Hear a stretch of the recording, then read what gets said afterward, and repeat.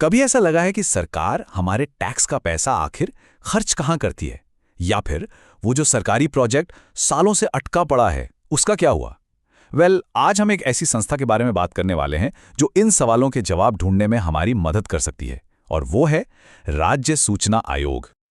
अच्छा, एक सिचुएशन सोचते हैं। मान लीजिए किसी के इलाके में एक नई सड़क बन रही है। अब वो जानना चाहते हैं कि भाई इसमें कितना खर्चा आ रहा है, कब तक बनेगी। लेकिन हर सरकारी दफ्तर से उन्हें बस टालम-टोल मिलती है। तो ऐसे में क्या किया जाए? किसके पास जाया जाए? मतलब जब सिस्टम ही जवाब देने से मना कर दे तो फिर रेफरी की भूमिका कौन निभाएगा? और बस यहीं पर एंट्री होती है राज्य सूचना आयोग की, जिसे हम शॉर्ट में एसआईसी भी कहते हैं।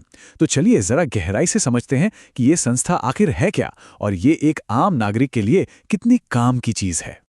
तो देखिए, एसआईसी को बनाया गया है 2005 के उस ऐतिहासिक कानून के तहत जिसे हम सब जानते हैं, सूचना का अधिकार, यानी आरटीआई एक्ट। अब ये एक वैधानिक निकाय है। इसका क्या मतलब हुआ? आसान भाषा में इसकी ताकत सीधे संविधान से नहीं बल्कि संसद के बनाए एक कानून से आती है। और यही चीज इसे एक बहुत ही फोकस्ड और पावरफुल संस्था बनाती है, जिसका एक ही काम है आरटीआई को लागू करवाना। तो इसका सबसे जरूरी काम क्या है?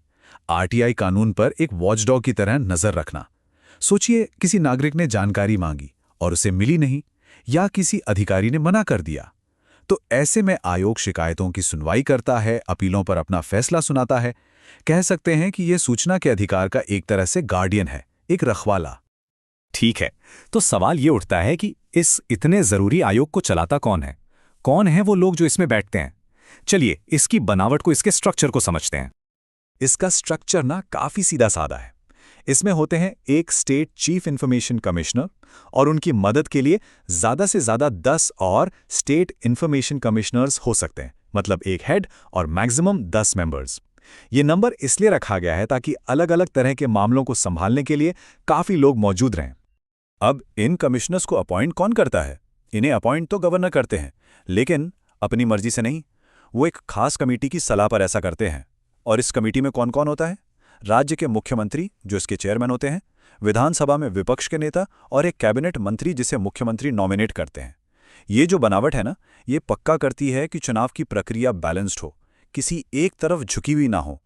अच्छा, ऐसा नहीं है कि किसी को भी कमिश्नर बना दिया जाता है। ये बहुत जरूरी है कि ये लोग अपने अपने फील्ड के माहिर हों। मतलब ये कानून, साइंस, जर्नलिज्म, सोशल सर्विस या एडमिनिस्ट्रेशन जैसे फील्ड से आते हैं। इससे फायदा क्या होता है? फायदा ये है कि आयोग के पास हर तरह के मामलों को समझने की एक्सपर्टीज होती है। तो एक तरफ तो हो गई एक्सपर्टीज, लेकिन सिक्के का दूसरा पहलू है निष्पक्षता, यानी इम्पार्शियलिटी, और ये भी उतनी ही जरूरी है। इसीलिए कानून में साफ साफ लिखा है कि कमिश्नर किसी पॉलिटिकल पार्टी से नहीं जुड़ा होना चाहिए, या उनका कोई ऐसा बिजनेस इंटरेस्ट नहीं होना चाहिए जिससे उनके फैसलों पर कोई असर पड़ सके।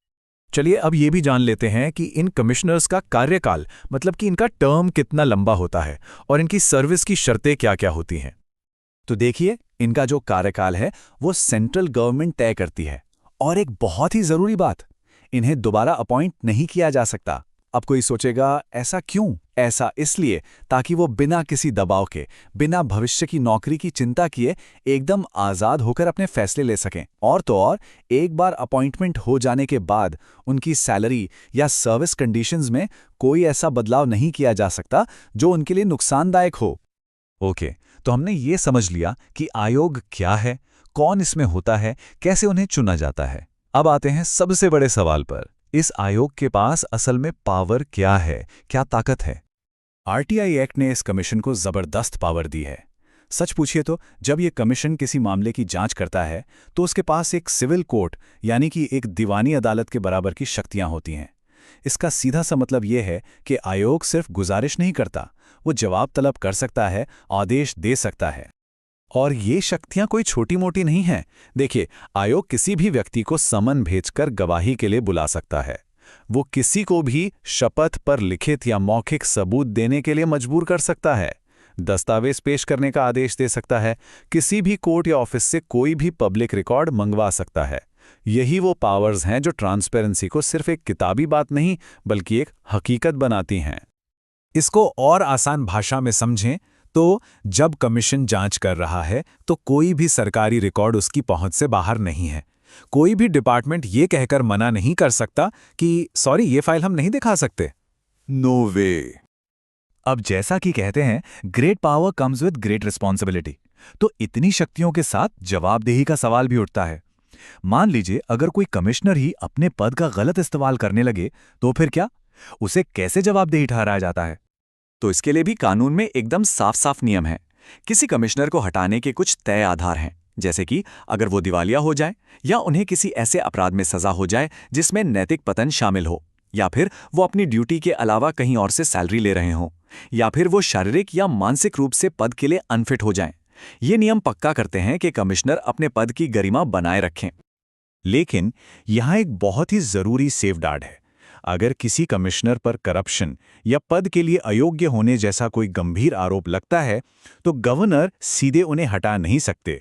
नहीं, उन्हें इस मामले को जांच के लिए सुप्रीम कोर्ट के पास भेजना पड़ता है, और जब सुप्रीम कोर्ट उस आरोप को सही पाता है तभी उन्हें हटाया जा सकता है। ये प्रोसेस बहुत जरूरी है क्योंकि ये कमिश्नर्स को किसी भी तरह की पॉलिटिकल वेंडेटा यानी राजनीतिक बदले की कार्रवाई से बचाता है और एक फेयर जांच सुनिश्चित करता है। तो कुल मिलाकर राज्य सूचना आयोग सिर्फ एक और सरकारी दफ्तर नहीं है, ये ट्रांसपेरेंसी की लड़ाई में हर नागरिक का एक बहुत शक्तिशाली हथियार है, एक सहयोगी है। ये याद रखना जरूरी है कि जानकारी पाना, सवाल पूछना ये हमारा हक है, और ये आयोग इसी हक को हकीकत में बदलने के लिए मौजूद है। तो अगली बार जब कोई जानकारी चाहिए हो तो इस अधिकार का इस्तेमाल करने से बिल्कुल भी हिचकिचाना नहीं है।